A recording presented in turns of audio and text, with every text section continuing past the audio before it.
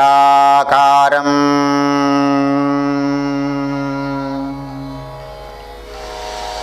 शङ्खचक्रासिधारिणं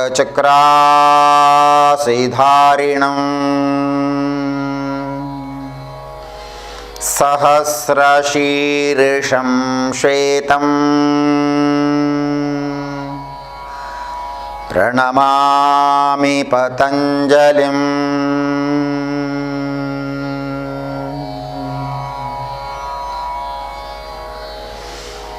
ಆತ್ಮೀಯ ಹೊಸ ಕುರಳಿನ ವೀಕ್ಷಕ ಬಂಧುಗಳಿಗೆ ವಂದನೆಗಳು. ಇವತ್ತಿನ ಯೋಗ ದರ್ಶನದ ಕಾರ್ಯಕ್ರಮವನ್ನು ಆರಂಭಿಸೋಣ. ನಿನ್ನೆಯವರೆಗೆ ನಾವು ಕಪಾಲಭಾತಿ, ಭಸ್ತ್ರಿಕಾ, ಅಕಾರ ಉಕಾರ ಮಕಾರಗಳ ಅಭ್ಯಾಸವನ್ನು ಹಿಂದಿನ ಸಂಚಿಕೆಯಲ್ಲಿ ನೋಡಿದ್ದೀವಿ. ಇವತ್ತು ಭ್ರಾಮರಿ ಪ್ರಾಣಾಯಾಮದಂತೆ ಇರತಕ್ಕಂತಹ ಇನ್ನೊಂದು ಪ್ರಾಣಾಯಾಮ, ಷಣ್ಮುಖಿ ಪ್ರಾಣಾಯಾಮ, ಅದರ ಅಭ್ಯಾಸವನ್ನು ಮಾಡೋಣ. ಮೊದಲಾಗಿ ಸ್ವಲ್ಪ ಅದರ ವಿವರಣೆಯನ್ನು ಕೊಟ್ಟು ಆಮೇಲೆ ಅಭ್ಯಾಸಕ್ಕೆ ಹೋಗೋಣ. ಇದರಲ್ಲಿ ಭ್ರಾಮರಿ ಪ್ರಾಣಾಯಾಮದಲ್ಲಿ ಇರುವಂತೆ ಕಿವಿಗಳು ಬಂದಾಗತ್ತೆ, ಕಣ್ಣುಗಳನ್ನು ಬೆರಳಿನಿಂದ ಮುಚ್ಚಿ ನಾವು ಬಂದ್ ಮಾಡ್ತೇವೆ. ಆಮೇಲೆ ಬಾಯಿಯನ್ನು ಮುಚ್ಚುವ ಸಂಕೇತವಾಗಿ ಅಲ್ಲಿ ಕಿರುಬೆರಳುಗಳನ್ನು ಜೋಡಿಸ್ತೀವಿ. ಹೀಗೆ ಬಾಯಿ, ಕಣ್ಣು, ಕಿವಿ ಅದು ಪೂರ್ಣ ಬಂದಾಗತ್ತೆ. ಮೂಗಿನಿಂದ ಮೃಕಾರದ ಧ್ವನಿ. ಇಲ್ಲಿ ನಾವು ಉಪಯೋಗ ಮಾಡುವಂಥ ಬೆರಳುಗಳು, ಈ ಎರಡು ಬೆರಳುಗಳು ಇದು ಕಣ್ಣಿಗೆ ಸಂಬಂಧಪಟ್ಟದ್ದು. ಒಂದು ಕಣ್ಣಿನ ಮೇಲ್ಭಾಗದಲ್ಲಿ, ಕಣ್ಣನ್ನು ಪೂರ್ಣ ಮುಚ್ಚಿಕೊಂಡ ಮೇಲೆ ಕಣ್ಣಿನ ಮೇಲ್ಭಾಗದಲ್ಲಿ ಈ ಬೆರಳನ್ನು ಜೋಡಿಸ್ಕೊಳ್ತೇವೆ ಮೇಲ್ಭಾಗದಲ್ಲಿ. ಇನ್ನು ಕೆಳಭಾಗದಲ್ಲಿ ನಮ್ಮ ಮಧ್ಯ ಬೆರಳನ್ನು ಜೋಡಿಸ್ಕೊಳ್ತೇವೆ. ಕಣ್ಣ ರೆಪ್ಪೆಯನ್ನು ಮುಚ್ಚಿ ನೋಡಿ, ಹೀಗೆ ಮುಚ್ಚಿಬಿಟ್ಟು ಅದಕ್ಕೆ ಕೈಯನ್ನು ಬೆರಳನ್ನು ಇಟ್ಕೊಳ್ಬೇಕು. ಈ ರೀತಿ ಮೇಲ್ಭಾಗದಲ್ಲಿ ತೋರು ಬೆರಳನ್ನು ಜೋಡಿಸ್ತೇವೆ ಹೀಗೆ. ಮತ್ತು ಪೂರ್ಣ ಆ ಭಾಗಕ್ಕೆ ಮೆಲ್ಲ ಒತ್ತುವಂಥದ್ದು. ಕಣ್ಣ ಗುಡ್ಡೆಯನ್ನು ಒತ್ತಬಾರ್ದು, ಕಣ್ಣಿನ ಕೆಳಭಾಗ ಮತ್ತು ಮೇಲ್ಭಾಗವನ್ನು ಅದನ್ನು ಒತ್ತುವಂಥ ಕ್ರಿಯೆಯನ್ನು ಮಾಡಬೇಕು. ಈ ರೀತಿ ಒತ್ತುವಂಥ ಕ್ರಿಯೆ. ಕಣ್ಣಗುಡ್ಡೆಗೆ ಒತ್ತಡ ಬರಬಾರ್ದು, ಅದರ ಬಗ್ಗೆ ವಿಶೇಷವಾದ ಗಮನ ಇರಬೇಕು. ಇನ್ನು ಕಿವಿಯ ಈ ಭಾಗದಲ್ಲಿ ಇರತಕ್ಕಂತಹ ಸ್ವಲ್ಪ ಎತ್ತರದ ಭಾಗ ಇದೆಯಲ್ಲ, ಅದನ್ನು ಸ್ವಲ್ಪ ಒಳಗಡೆಗೆ ತಳ್ಳಿಕೊಳ್ಬೇಕು. ಹೆಬ್ಬೆರಳಿನಿಂದ ತಳ್ಳಬೇಕು. ಹೀಗೆ ಹೆಬ್ಬೆರಳಿನಿಂದ ಎರಡನ್ನು ತಳ್ಳಿ ಬಂದ್ ಮಾಡಿಕೊಳ್ಬೇಕದು. ಆ ಕಿವಿಯ ದ್ವಾರ ಏನಿದೆ ಅದು ಬಂದಾಗತ್ತೆ. ಹಾಗೆ ಬಂದ್ ಮಾಡಿಬಿಟ್ಟು ಒತ್ತಬೇಕು, ಅದನ್ನು ಪೂರ್ಣ ಒತ್ತುವಂಥದ್ದು. ಇದು ಹೆಬ್ಬೆರಳಿನ ಕೆಲಸ. ಇದು ಕಣ್ಣಿದ್ದು ಎರಡು ಬೆರಳುಗಳ ಕೆಲಸ. ಆಮೇಲೆ ನಾಸಿಕದ ಮೇಲ್ಭಾಗದಲ್ಲಿ, ಮೂಗಿನ ಮೇಲ್ಭಾಗದಲ್ಲಿ ನಮ್ಮ ಪವಿತ್ರ ಬೆರಳು, ಅದನ್ನು ಮೆಲ್ಲ ಜೋಡಿಸ್ಕೊಳ್ಬೇಕು. ಇಲ್ಲಿ ಮೆಲ್ಲ ಸ್ಪರ್ಶ ಆದರೆ ಸಾಕಾಗತ್ತೆ. ಆಗ ಗಾಳಿ ಬಂದಾಗತ್ತೆ. ಮೆಲ್ಲ ತೆಗೆದರೆ ಸಾಕಾಗತ್ತೆ. ಆಗ ಗಾಳಿ ಒಳಗಡೆ ಹೊರಗೆ ಹೋಗಲಿಕ್ಕೆ ಫ್ರೀ ಆಗುತ್ತೆ. ಇದು ಇಲ್ಲಿಗೆ ಜೋಡಿಸುವಂಥದ್ದು. ಆಮೇಲೆ ಚಿಕ್ಕ ಬೆರಳು, ಅದು ನಮ್ಮ ತುಟಿಯ ಮೇಲ್ಭಾಗದಲ್ಲಿ ಜೋಡಿಸಿಕೊಳ್ಳುವಂಥದ್ದು. ಹೀಗೆ ಕಿರಿಬೆರಳು, ಆಮೇಲೆ ಪವಿತ್ರ ಬೆರಳು, ಆಮೇಲೆ ಮಧ್ಯ ಬೆರಳು ಮತ್ತು ತೋರು ಬೆರಳು ಅದು ಒಟ್ಟಿಗೆ, ಇನ್ನು ಹೆಬ್ಬೆರಳು, ಹೀಗೆ ಪೂರ್ಣ ಬಂದ್ ಮಾಡುವ ಕೆಲಸವನ್ನು ಮಾಡುವಂಥದ್ದು. ಜೊತೆಯಲ್ಲಿ ಮೃಕಾರದ ಧ್ವನಿ ಎಂಬಂತಹ ಧ್ವನಿಯನ್ನು ಮಾಡುವಂಥದ್ದು. ಮೃಕಾರದ ಧ್ವನಿಯನ್ನು ಅದು ನಾವು ಭ್ರಾಮರಿಯಲ್ಲಿ ಅಭ್ಯಾಸ ಮಾಡಿದ್ದೇವೆ. ಆದರೂ ಒಮ್ಮೆ ನಿಮ್ಮ ಗಮನಕ್ಕೆ, ಪೂರ್ಣ ತುಟಿಯನ್ನು ಮುಚ್ಚಿಬಿಟ್ಟು ಹಲ್ಲುಗಳನ್ನು ಪರಸ್ಪರ ಮೆಲ್ಲ ಟಚ್ ಮಾಡುವಂತೆ ಮಾಡಿಕೊಂಡು ಅಲ್ಲಿ ಮೆಲ್ಲ ತಾಗಬೇಕು. ಆಗ ಒಂದು ರೀತಿಯ ವೈಬ್ರೇಷನ್ ಉಂಟಾಗತ್ತೆ. ಕಣ್ಣು ಮುಚ್ಚಿರ್ತೀವಿ, ಅದು ಪೂರ್ಣ ಬಂದಾಗಿರ್ತದೆ, ಕಿವಿ ಬಂದಾಗಿರ್ತದೆ, ಅಲ್ಲಿಂದ ಆ ಧ್ವನಿ ಮೃಕಾರದ್ದು. ಒಮ್ಮೆ ಗಮನಿಸೋಣ. ಇಲ್ಲಿ ಉಸಿರು ಪೂರ್ಣ ತಗೊಂಡು ಹಿಗ್ಗಿಸಿಕೊಂಡು ತುಟಿಯನ್ನು ಮುಚ್ಚಿ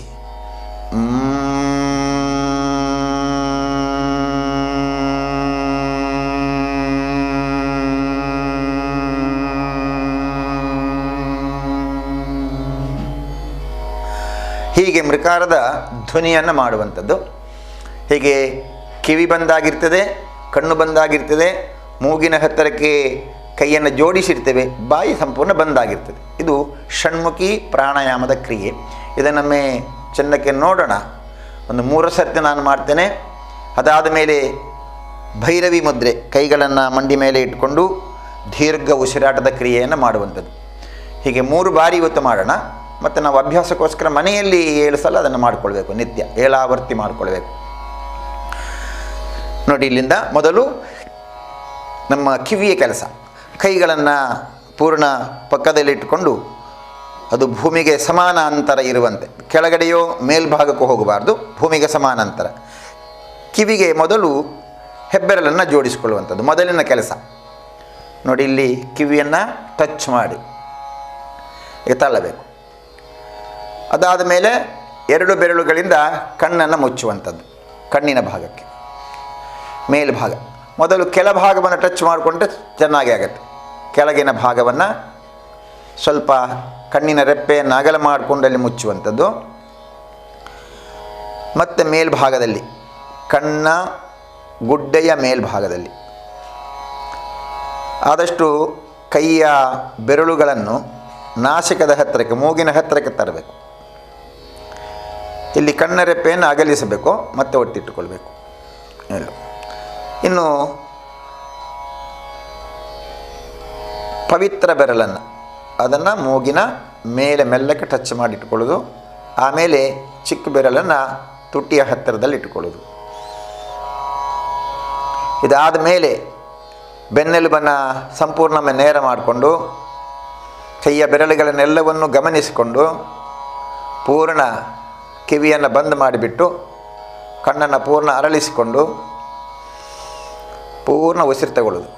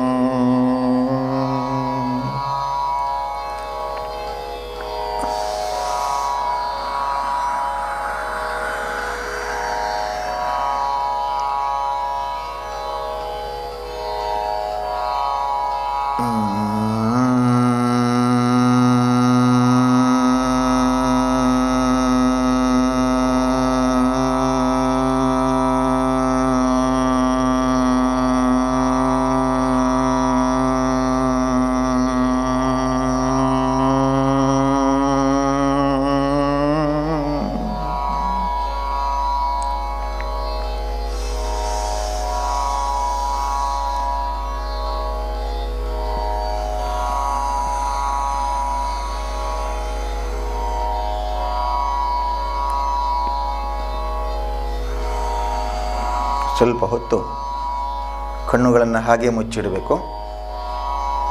ಮುಚ್ಚಿದ ಕಣ್ಣುಗಳಿಂದ ಹೊರ ಪ್ರಪಂಚವನ್ನು ನೋಡೋದು, ಆದರೆ ಕಾಣಿಸಲ್ಲ. ಅದರಲ್ಲಿ ಬೇರೆ ಬೇರೆ ಬಣ್ಣಗಳು ಕಾಣಿಸ್ತವೆ.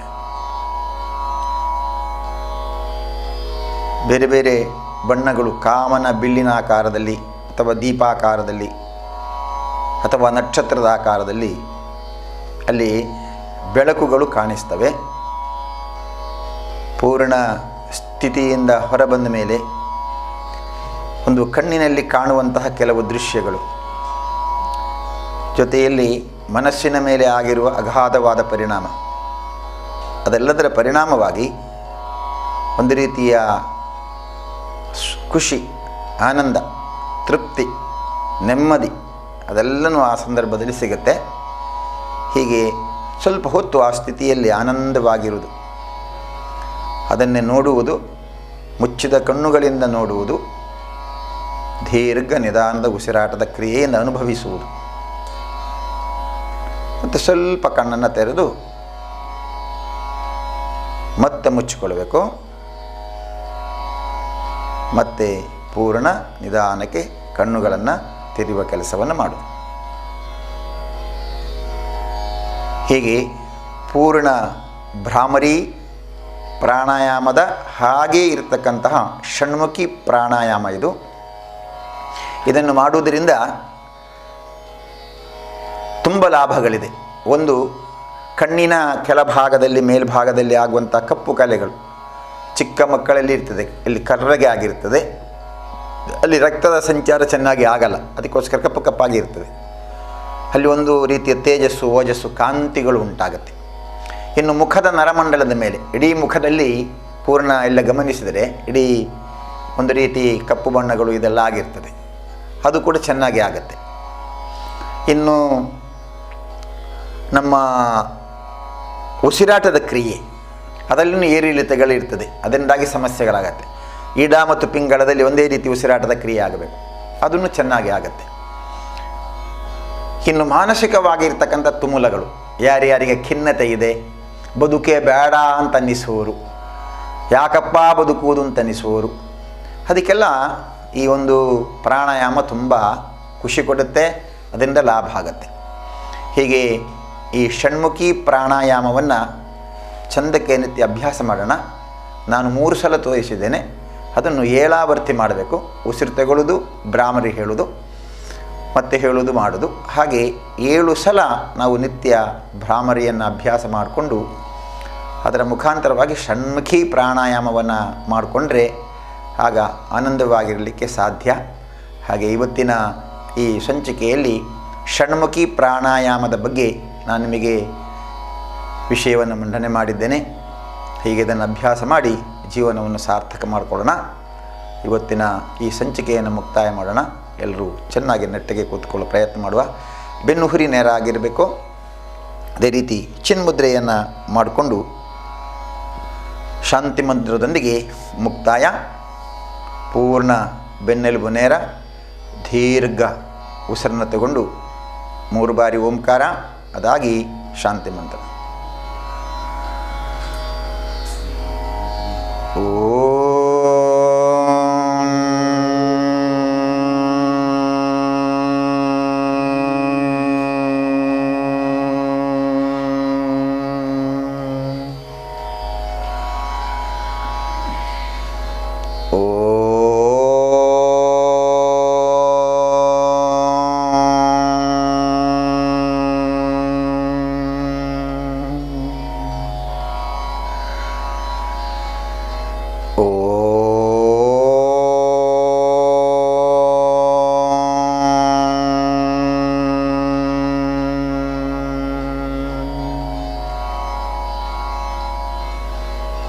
ಸರ್ವೇ ಭವಂತು ಸುಖಿನಃ,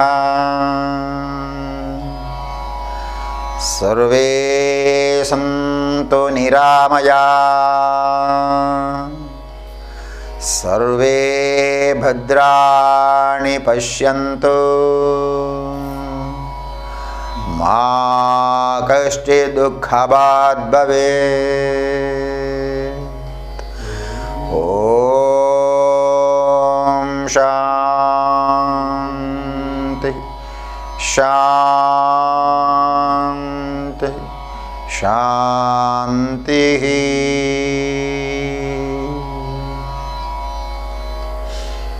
ಎಲ್ಲ ವೀಕ್ಷಕ ಬಂಧುಗಳಿಗೆ ಹೃತ್ಪೂರ್ವಕ ವಂದನೆಗಳು. ಮತ್ತೆ ನಾಳೆ ನಮ್ಮ ನಿಮ್ಮ ಭೇಟಿ. ಅಲ್ಲಿವರೆಗೆ ನಿಮಗೆಲ್ಲರಿಗೂ ವಂದನೆ. ಜೈ ಶ್ರೀರಾಮ್.